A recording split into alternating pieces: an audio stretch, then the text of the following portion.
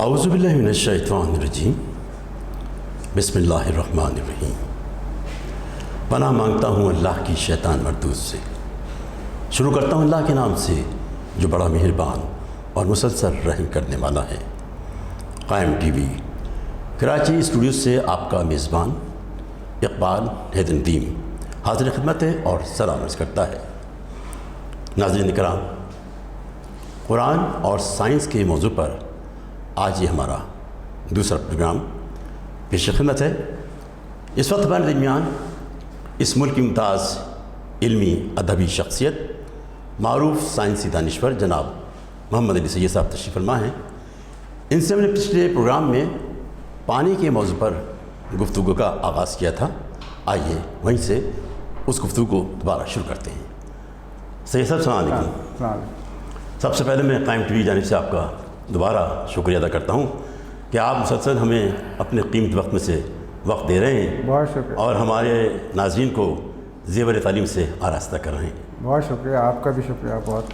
تو علی صاحب، پچھلے پروگرام میں آپ کی کتاب جو ہے پانی کے عجائبات، اس میں جو آپ نے اپنی ریسرچ پیش کی ہے اس پہ گفتگو کر رہے تھے، تو ہم اس سلسلے کو وہیں سے شروع کرتے ہیں کہ پانی جو ہے وہ ایک عام سی چیز ہے جو ہمیں اکثر بیشتر استعمال میں نظر آتا ہے۔ ہم پیتے بھی ہیں، اس سے نہاتے بھی ہیں اور کپڑے دھلتے ہیں، دوسرے کام ہوتے ہیں۔ تو ایک پانی کے متعلق جو آپ نے اتنی بڑی ریسرچ کی ہے، تو آپ کا خیال کیسے آیا اور آپ کیا سمجھتے ہیں انسان کی زندگی میں پانی کی کیا اہمیت ہے سائنسی اعتبار سے؟ جی، پانی کی طرف تو قرآن مجید نے متعدد بار متوجہ کیا اور انسانوں کو متوجہ کیا کہ وہ اس پہ غور کریں کہ بار بار آیات میں قرآن مجید کی یہی ہے کہ ہم نے آسمان سے بارش برسائی، بارش کا پانی برسایا، اور اس سے ہم نے تمام ذی حیات، تمام چیزوں کو، تمام جو زندہ چیزیں نظر آتی ہیں وہ سب پانی سے خلق ہوئی۔ جی، اور آج بھی وہ پانی کے سبب بھی زندہ ہیں۔ اگر ایک پودے کو پانی دینا چھوڑ دیں وہ مر جائے گا کچھ دنوں کے اندر۔ ایک پانی ایک انسان کو پلانا چھوڑ دیں تو وہ 1-2 دن کے اندر اس کا انتقال ہو سکتا ہے۔ یعنی ساری جو زندگی کا نظام قائم ہے وہ پانی کے ذریعے قائم ہے۔ پانی ہمارے لیے ایک عام سی چیز ہے اور ہم یہ غور ہی نہیں کرتے کہ پانی کہاں سے آتا ہے اور کہاں چلا جاتا ہے۔ جی بالکل۔ حیران کن بات ہے کہ جب سے یہ زمین و آسمان، ہمارے والے زمین و آسمان خلق ہوئے ہیں، اس وقت جو پانی کی مقدار اس زمین و آسمان کے درمیان تھی، آج تک لاکھوں سال گزرنے کے بعد بھی وہی پانی زمین و آسمان کے درمیان سفر کر رہا ہے۔ اس میں نہ ایک قطرہ پانی کا بڑھا ہے نہ ایک قطرہ کم ہوا ہے۔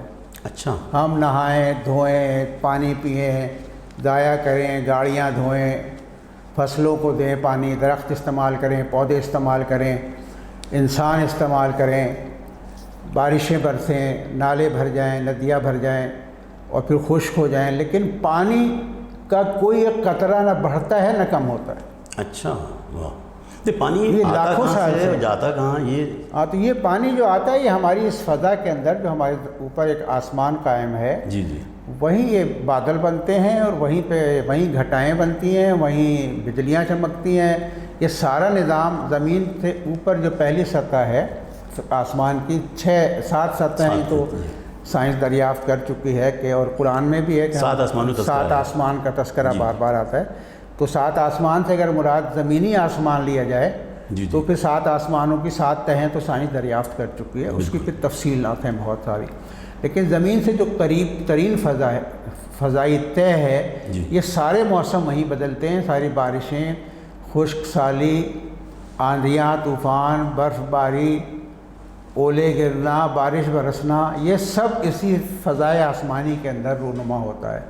اور اس وقت رونما ہوتا ہے جب خداوند تعالیٰ کی مصلحت و مشیت ہوتی ہے۔ یعنی بہت دن آپ دیکھتے ہیں کہ آسمان خالی ہوتا ہے، بادل نظر ہی نہیں آتے، اور کچھ دن ایسے ہوتے ہیں کہ بادل ہوتے ہیں، بادل چھائے رہتے ہیں لیکن ایک قطرہ پانی کا نہیں برستا نہیں ہے۔ یہ برستے کیوں نہیں ہے؟ ہاں، تو اس کے نظام ہے نا، جب خداوند تعالیٰ وہ حکم دیتا ہے، جاری کرتا ہے، اس کے جو کارکن ہے قضاء قدر کے، یعنی اللہ تعالیٰ خود اپنے تو ہاتھوں سے نہیں کرتا سارے کام نا، اس کا جو ارادہ ہے وہ اس کا فعل ہے۔ یعنی جو وہ کہہ دیتا ہے وہ ہو جاتا ہے. اللہ نے فرشتے مقرر کیے ہوئے ہیں. ہاں تو اس کے لیے ہر ایک کے لیے ایک وسیلے ہیں، مطلب جی. فرشتے ہیں جو بارشوں کو برساتے ہیں. جی جی. اور وہ کس طرح برساتے ہیں پھر ایک یہ تفصیل لمبی ہے. لیکن بارش ہمارا جو تجربہ ہے آپ ہر آدمی کا کہ بادل ہوتے ہیں گہرے لیکن ایک قطرہ نہیں برستا، لیکن جہاں اسے برسنا ہوتا ہے وہاں جا کے برستا ہے. تو سائنس کیا کہتی ہے اس کے بارے میں؟ سائنس نے تو اس کی پوری تحقیق ہے نا اس کے اوپر کہ کہاں برستا ہے اور کیوں نہیں برستا ہے، وہ تو ایک الگ ہمارا موضوع ہے. لیکن میں کہنا یہ چاہتا ہوں کہ خداوند تعالیٰ کی قدرت و طاقت یہ ہے، پانی برستا ہے وہاں جہاں اس کی وہ چاہتا ہے، وہاں نہیں برستا کہ جہاں وہ نہیں چاہتا. بادل ہوتے ہیں، کچھ دن ایسے ہوتے ہیں کہ بادل ہی نہیں ہوتے آسمان کے اوپر. جی جی. ابھی میں ہماری ایک بہت معروف اور مشہور کتاب ہے احادیث کی، علامہ باقر مجلسی صاحب نے اس میں احادیث جمع کی ہیں، اس کا نام ہے بحار الانوار. جی جی. تو اس میں ایک حدیث اس کی جو 10 جلدیں ہیں ان کا نام ہے کتاب السماء والعالم، یعنی فزکس اور یہی سب ان موضوعات پہ احادیث ہیں. تو اس میں ایک حدیث میں پڑھ رہا تھا، امام امیر المومنین علیہ السلام نے کہا کہ پانی ہر وقت تمہارے اوپر سے گزرتا رہتا ہے.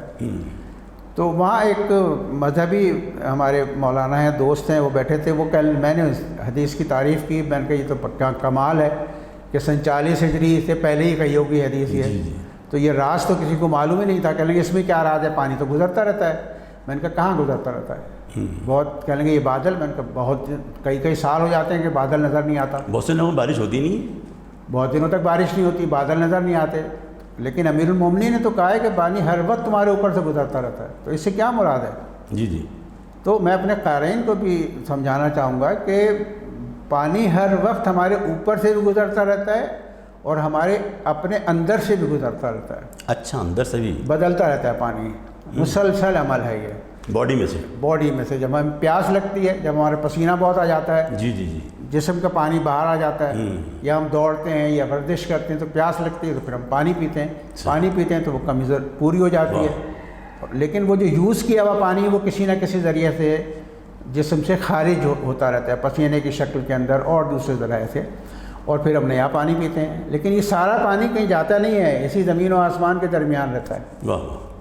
اچھا، سمندر کا پانی نمکین ہوتا ہے خاصا، لیکن دریاؤں کا پانی میٹھا ہوتا ہے، تو اس کی کوئی خاص وجہ ہے؟ ہاں، تو بنایا اس طرح سے نا اللہ تعالیٰ نے، پانی نمکین سمندروں کا ہوتا ہے اس لیے کہ ان نمکین پانی کے اندر بے شمار مخلوقات آباد ہیں. جی ہاں. ایک دنیا، ایک الگ ہی دنیا ہے زیر زمین جو مخلوقات آباد ہیں، اور جن کے بارے میں امام زین العابدین علیہ السلام نے اپنی دعا میں بھی کہا کہ میں تیری حمد کرتا ہوں کہ تو زیر آب رہنے والی مخلوق کی تسبیح کو سنتا ہے اور ان کی سانس لینے کی تعداد کو جانتا ہے. تو جیسے میں نے پہلے کہا کہ ہم نے دعاؤں کو پہ غور و فکر کرنا چاہیے کہ ان دعاؤں میں ائمہ علیہ السلام نے ہمیں کیا پیغام دیا ہے، کس طرف متوجہ کیا ہے. جی جی. اچھا، آپ نے پچھلے پروگرام میں بتایا تھا کہ جاپان کے جو ڈاکٹر ہیں ناسورو، انہوں نے پانی میں بڑی ریسرچ کی تھی. جی جی. اور اس کی یادداشت اور اس کی کیفیات پر کافی اس نے کتاب میں لکھا ہے. تو مگر آپ نے اپنی کتاب میں یہ لکھا ہے کہ میر انیس نے 18ویں صدی میں اس موضوع پر بہت کچھ لکھ چکے ہیں. تو وہ کیا لکھا ہے اور کن مراسیوں میں ہیں وہ، اس کے بارے میں تھوڑا سا بتائیں گے. پہلے میرے خیال سے ہم یہ بات کر لیں کہ ماسارو اوموٹو نے کیا معلوم کیا. جی جی. ماسارو اوموٹو نے یہ جاننا چاہا کہ خالص پانی کیا ہوتا ہے. اچھا. تو خالص پانی کی اس نے کہا کہ جو برف باری کی شکل میں برف کے ذرے زمین پہ گرتے ہیں، جنہیں واٹر کرسٹل کہتے ہیں، تو وہ ذرات ہوتے ہیں جو مائکروسکوپ سے دیکھے جا سکتے ہیں. اچھا، مائکروسکوپ سے جب ان ذرات کو دیکھیں تو جتنے ذرے برف کے آج تک آغاز دنیا سے زمین پہ برسے ہیں اور قیامت تک برسیں گے، اچھا، وہ سارے ذرے 6 کونوں والے ہوتے ہیں. اچھا. 8 پہلو، سارے ہیکساگونل، یعنی جیسے پینسل کو آپ اوپر سے دیکھیں تو 6 کونوں والی نظر آتی ہے نا. جی جی جی. ہیکساگونل ہوتے ہیں وہ. جتنے گرے ہیں اور جتنے گریں گے وہ ہیکساگونل ہی ہوں گے. اچھا. لیکن حیران کن بات یہ ہے کہ ان میں سے ہر کوئی بھی ذرہ دوسرے ذرے سے اس کی شکل نہیں ملتی. ہر ایک کا ڈیزائن الگ ہوتا ہے، اور یہ خالص پانی ہونے کی نشانی ہے. تو ماسارو اوموٹو نے یہ کیا کہ اس نے اپنی لیبارٹری میں ایسا ماحول پیدا کیا کہ پانی کے قطروں کو ذرات میں تبدیل کر سکے، یعنی کرسٹل بنا سکے۔ اچھا، ظاہر ہے کہ اسپیشل ماحول کریٹ کیا گیا، ٹمپریچر رکھا گیا، خصوصی خوردبینیں یعنی مائکروسکوپ وہاں لگائی گئیں، تو اس نے پانی کے قطروں سے نا اس کے ذرے بنانے کی، کرسٹل بنانے کا آغاز کیا۔ وہ کرسٹل تھوڑی دیر باقی رہتے ہیں، لیکن وہ اس کے ساتھ کیمرہ بھی لگا ہوتا ہے تو وہ اس کی تصویریں بن جاتی ہیں۔ تو اس نے یہ تجربہ کیا کہ مثلا نلکے کا پانی اس سے کرسٹل بنائے تو وہ کرسٹل بڑے بدصورت بنے، کیونکہ اس کے اندر جراثیم کچھ دوائیں بھی شامل تھی پانی میں، یعنی پانی خالص نہیں تھا۔ جی جی، اچھا اچھا، ٹھیک ہے نا۔ اچھا، اس نے ڈسٹل واٹر سے کرسٹل بنائے، یہ جو انجیکشن میں استعمال ہوتا ہے وہ خالص پانی ہوتا ہے، اس سے بہت خوبصورت کرسٹل بنے۔ اچھا، خالص پانی جو ہے اوپر سے آتا ہے؟ جی، اوپر سے آتا ہے خالص پانی؟ پانی آتا ہی اوپر سے ہے، اچھا، خالص ہی ہوتا ہے، ظاہر جو اوپر جی سے آتا ہے پانی۔ تو اس نے جو کرسٹل بنائے تو ڈسٹل واٹر کے جو تھا اس سے بہت اچھے کرسٹل بنے۔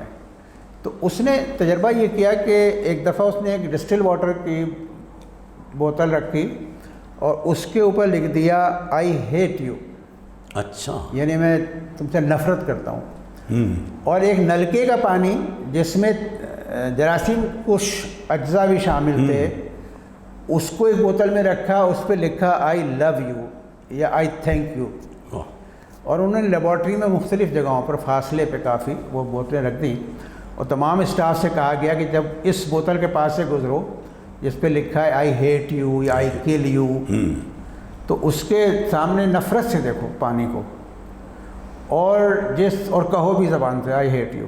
اور جس بوتل پہ لکھا ہوا ہے آئی love you, I love you, اس کے پاس جاؤ تو وہ جیسے جاپانی جھک جاتے ہیں، جھک کے اس کے سامنے کہو thank you thank you thank you. تو 25 دنوں کے بعد انہوں نے ان دونوں بوتلوں سے کرسٹل بنائے۔ تو ڈسٹل واٹر جو تھا نا، جو خالص پانی تھا، اس سے انتہائی بدصورت کرسٹل بنے۔ اچھا، تو وہ ماسارو کہتا ہے ایک دفعہ میں نے ایک بوتل کے پانی کے اوپر شیطان لکھ دیا تھا، اور اس سے جب کرسٹل بنائے تھے تو ایسے ہی بنے تھے۔ وقت ہوا ہے تھوڑا سا وقفے کا۔ ناظرین کرام، ایک چھوٹا سا بریک لیتے ہیں، ملتے ہیں وقفے کے بعد۔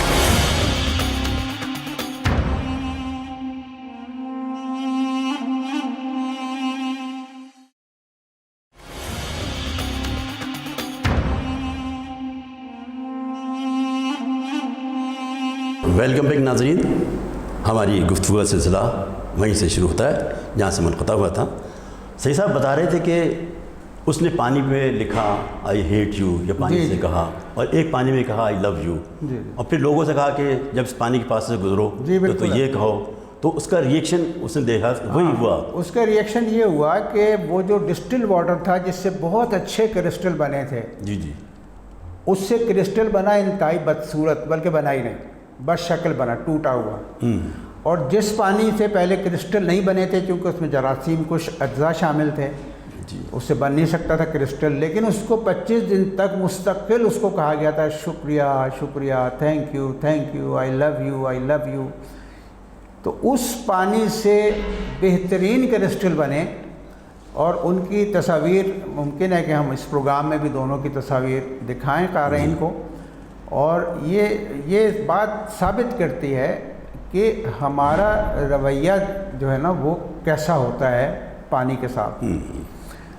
اب دیکھیں، اب اگر آپ ایک ایسی جگہ پانی رکھا ہے جہاں پہ کچھ لوگ بیٹھے ہوئے غیبت کر رہے ہیں، جی جی، تو پانی پہ اس کے نگیٹو اثرات پڑیں گے، اور وہ پانی کسی حد تک زہریلا ہو جائے گا۔ اچھا، ایک جگہ پانی رکھا ہے، گلاس رکھا ہے، ایک بوتل رکھی ہے پانی کی، وہاں بیٹھ کے لوگ کچھ اچھی باتیں کر رہے ہیں، کوئی احادیث بیان کر رہے ہیں، قرآن کی تلاوت کر رہے ہیں، کوئی نیکی کی باتیں کر رہے ہیں، ایک دوسرے کی مدد کی باتیں کر رہے ہیں، مسائل کو دور کرنے کی باتیں کر رہے ہیں، یعنی پازیٹیو باتیں کر رہے ہیں اگر، تو وہی پانی شفا یابی کا سبب بن جاتا ہے۔ اچھا، میں نے یہ سنا ہے، بلکہ ہم نے دیکھا بھی ہے کہ ایک زمانے میں لوگ جب بیمار ہوتے تھے تو پانی پر علم پڑھ کر 7 دفعہ جی جی بالکل، اور اس مریض کو پلا دیا کرتے تھے، تو مریض شفا یاب ہو جایا کرتا تھا۔ مگر آج یہ سلسلہ تھوڑا کم ہو گیا ہے، تو اس کے کیا واقعی اثرات اس طرح کے ہوتے ہیں؟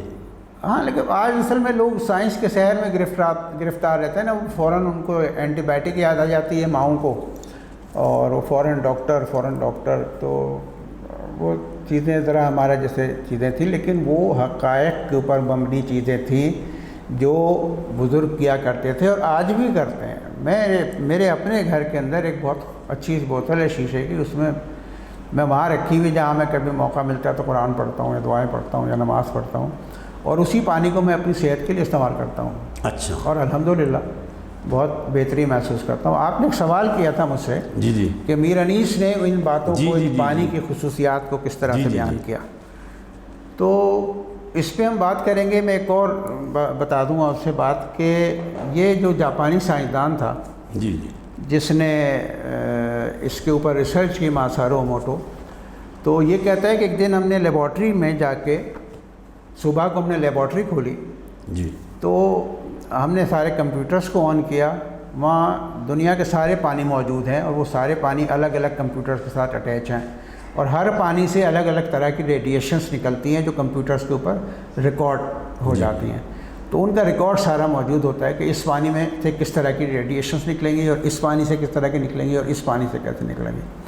ایک دن ہم نے لیبارٹری کھولی، آن کیے سارے کمپیوٹر، تو ہم نے دیکھا کہ جتنے بھی پانی کنیکٹڈ تھے کمپیوٹر کے ساتھ، ان سب پانیوں میں سے ایک خاص طرح کی ریڈیشنز نکل رہی تھی، اچھا، اور وہ ان چیزوں کی ریڈیشنز تھی جو جنگوں میں استعمال ہوتا ہے، یعنی ایلومینیم ہے، فاسفورس ہے، اور ساری چیزیں، لوہا ہے، زنک ہے، کاپر ہے، اس طرح کی چیزیں۔ تو ہم نے حیران ہوئے اور ہم نے کہا کہ شاید یہ کمپیوٹر میں کوئی وائرس آ گیا ہے۔ جی تو ہم نے دیکھا تو کمپیوٹر تو ٹھیک تھے، لیکن پھر بھی ہم نے کمپیوٹر بدل کے دیکھے، اس کے بعد پانی کی وہی کیفیت تھی۔ ہم نے کہا شاید پانی میں کوئی مسئلہ ہو گیا ہے، تو پانی بھی دیکھے ہم نے بدل کے دیکھے تو دوسرے پانیوں میں بھی یہی صورتحال تھی۔ تو ہم سر پکڑ کے بیٹھ گئے کہ آج پانی کو کیا ہو گیا۔ یہ ماسارو اموتو نے اپنی کتاب ہڈن میسج ان واٹر میں یہ ساری تفصیل لکھی ہے۔ تو کہلے سب لوگ بیٹھے تھے سر پکڑے ہوئے، تو کسی نے اچانک ریموٹ رکھا تھا، ٹی وی آن کیا، جی تو ٹی وی پر خبر چل رہی تھی کہ کل رات امریکہ نے عراق پر اتنی بمباری کی ہے، جو عراق پہ حملہ ہوا تھا مارچ 2003 میں، اس کی بات ہو رہی ہے۔ اچھا، اتنی بمباری کی ہے کہ اتنے بم گرائے ہیں جو پوری ویتنام کی وار میں نہیں گرائے ہیں۔ اللہ اکبر۔ تو ہم میں سے ہر آدمی جو اپنی اپنی جگہ حیران تھا پانی کی بدلتی ہوئی کیفیات کو دیکھ کے، ہم سب 1 منٹ میں جواب مل گیا ہمیں۔ ہم سمجھ گئے کہ عراق جاپان سے تقریباً 8000 کلومیٹر کے فاصلے پہ واقع ہے، لیکن عراق کے پانی پہ جو کچھ گزر رہی تھی وہ جاپان کے پانی پر بھی گزر رہی تھی، اس کے وہاں تک پہنچ گئے تھے، یعنی اس کے اثرات دنیا بھر کے پانیوں پر ہو رہے تھے۔ تو اب ہم دیکھیں نا کہ آج بھی عراق میں کبھی دھماکے ہوتے ہیں یا لوگوں شہید ہوتے ہیں تو ہر آدمی کا دل ایک دم اداس سا ہو جاتا ہے۔ اس کی وجہ کیا ہے کہ ہمارا جسم بھی تو 70% پانی ہے نا۔ جی ہاں۔ تو وہ پانی جو اس وقت انہوں نے جاپان میں دیکھا، اس کے اندر تبدیلی ہوتے ہوئے پانی کے اندر، تو انہوں نے دیکھ لیا کہ ان کے پاس سائنسی آلات تھے، لیکن ہمارے پاس تو سائنسی آلات نہیں ہیں۔ جی ہمیں احساس نہیں ہوتا لیکن دل اداس ہو جاتے ہیں۔ بالکل صحیح بات۔ تو اب یہ کہ پانی کا ایک دوسرے پانی سے رشتہ، پانی کا آواز سننا، پانی کی یادداشت، پانی کا کچھ کہنا کسی اور سے، اچھا، یہ ساری باتیں جو کچھ ہیں یہ ماسارو اموتو نے یعنی 20-25 سال 50 سال پہلے معلوم کی، لیکن میر انیس نے انہی چیزوں کو 18ویں صدی میں اپنے مرثیوں میں اچھا نظم کیا ہے۔ تو میں کتاب کا سہارا لوں گا تاکہ میں اس کو پڑھ سکوں اور بیان کر سکوں۔ میر انیس کا ایک مرثیہ ہے، جب کربلا میں داخلہ شاہ دی ہوا، اس سے میں کچھ اشعار۔ اچھا یہ بھی بتا دوں کہ دنیا کی جتنی چیزیں ہیں نا، اللہ تعالیٰ کے نزدیک سب زندہ ہیں۔ ہم پتھر کو مردہ کہتے ہیں لیکن پتھر زندہ ہے، درخت ہیں، پانی زندہ ہے۔ جب پانی ہمیں زندہ رکھ سکتا ہے ساری کائنات کی تمام دنیا کے مخلوقات کو، تو کیا وہ مردہ ہوگا؟ سائنسدانوں کی ریسرچ دوسری ہے، وہ کہتے ہیں جو ذی حیات مطلب چل پھر سکتے ہیں، کھا پی سکتے ہیں، افزائش نسل کرتے ہیں، وہ زندہ ہیں، اور باقی چیزیں مثلاً پتھر ہیں یا یہ صوفہ ہے یا یہ اسکرین ہے یا فریم ہے، یہ مردہ ہے۔ صحیح۔ لیکن اللہ کے نزدیک سب چیزیں زندہ ہیں، اور اس کے لیے قرآن کی ایک آیت ہے جو میں آپ سے پیش کروں گا۔ ہم بات کرتے ہیں کہ میر انیس نے کیا لکھا۔ جی جی تو مرثیے میں جب امام حسین علیہ السلام دریائے فرات کے کنارے پہنچتے ہیں تو میر انیس لکھتے ہیں، کہتی تھی آسمان سے زمین فلک حشم، کیوں آج مرتبے میں زیادہ ہے تو کہ ہم، مجھ پر ہیں وہ جو مہر نبوت پہ تھے قدم، ذروں سے بھی یہاں تیرے شمس و قمر ہیں کم، اب تو یہ خاکسار بھی کیواں اساس ہے، زیور جو عرش کا تھا وہ سب میرے پاس ہے۔ واہ، یعنی زمین کہہ رہی ہے جی جی، آسمان سے، لیونگ تھنگس ہیں، زندہ چیزیں ہیں یہ ساری۔ اچھا، اب جب ہم دریائے فرات کے کنارے پہنچتے ہیں تو میر انیس لکھتے ہیں کہ پھیلی جو نکہتے چمن شاہ بحر و بر، صحرا میں لہلہا گیا سبزہ بھی سر بسر، واہ، جلدی ہوا نے جا کے یہ دریا کو دی خبر، آیا تیری کچھار میں مختار خشک و تر، جب تک وہ بحر فیض برائے وضو بڑھے، بڑھ کر قدم تو لے کے تیری آبرو بڑھے۔ واہ، کون کہہ رہے ہیں؟ ہوا کہہ رہی ہے پانی سے۔ پانی سے، ساحل پہ ہوں گے جلوہ نما اب امام دہر، دریا دلی کا ہوگا تیری شور شہر شہر، یہ سن کے بے قرار ہوئی القما کی نہر، سر کو قدم کیے ہوئے دوڑی ہر ایک لہر، آمد سنی جو سبت رسالت ماں آپ کی، ساحل سے آنکھ لڑ گئی ایک ایک حباب۔ یہ دیکھیں نا، اس میں بات آ گئی۔ اچھا، واہ واہ، اب اسی طریقے سے ایک دوسرا ایک اور جگہ اسی کے آگے ہے کہ ابری درود پڑھتی ہوئی مچھلیاں بہم، بولے حباب آنکھوں پہ شاہا تیرے قدم، پانی میں روشنی ہوئی حسن حضور سے، لے لی بلائیں پنجے مرجان دور سے۔ اس میں قرآن مجید کی ایک آیت ہے کہ ہر شے زندہ ہے، اور اس کو یعنی میر انیس نے اس خوبصورتی سے امام حسین علیہ السلام کی زبانی بیان کیا جب آپ نے اپنا حجت تمام کی اشقیاء شام کے سامنے، تو آپ نے میر انیس نے اس کو اس طرح سے لکھا ہے، آپ دیکھیے گا اور قارئین بھی ہمارے ناظرین بھی دیکھیں۔ تو امام حسین علیہ السلام کے کلمے کو بیان کرتے ہیں میر انیس، جی، چرخ و نجوم و شمس و قمر، شہر و دشت و در، سنگ و معدن و صدف و قطرہ و گوہر، اشجار و شاخ و برگ و گل و غنچہ و ثمر، رکن و مقام و باب و منا، زمزم و حجر، جن و ملک ہیں انس ہیں غلما ہیں غلما ہیں حور ہیں، کہہ دیں گے سب کہ ابن علی بے قصور ہیں۔ واہ واہ، ہر شے کائنات کی جو ہے نا وہ زندہ ہے، اور اگر زندہ نہ ہوتی تو آپ قرآن میں ہے نا کہ بہت سے پتھر ایسے ہوتے ہیں کہ جو خوف الہی سے لرز کر پھٹ جاتے ہیں، ان سے پانی بہنے لگتا ہے۔ ہم پتھروں کو مردہ کہتے ہیں، لیکن قرآن تو ان کو زندہ کہہ رہے ہیں، اس لیے کہ پتھر اگر خوف الہی کو محسوس کرنے کے لیے ضروری ہے کہ اس کے پاس ایک دماغ ہو، احساساتی نظام ہو، وہ فیل کر سکے، سن سکے، محسوس کر سکے، تبھی تو وہ ری ایکشن دے گا نا۔ تو قرآن تو کہہ رہا ہے کہ پتھر جو ہے نا زندہ ہے۔ ہمارے ذہن بہت سارے سوالات ہیں جو ہم آئندہ آپ کے ساتھ پروگرام میں ڈسکس کریں گے۔ آپ کی آمد کا بہت شکریہ۔ اس کے ساتھ ہی ہمارے آج کے پروگرام کا وقت ختم ہو جاتا ہے۔ ہم پروردگار سے دعا گو ہیں کہ پاک پروردگار ہمیں قرآن پڑھنے اور اس کو سمجھنے کی توفیق عطا فرما۔ اس کے ساتھ ہی آپ کا میزبان اقبال حیدر ندیم آپ سے اجازت چاہتا ہے۔ اللہ حافظ۔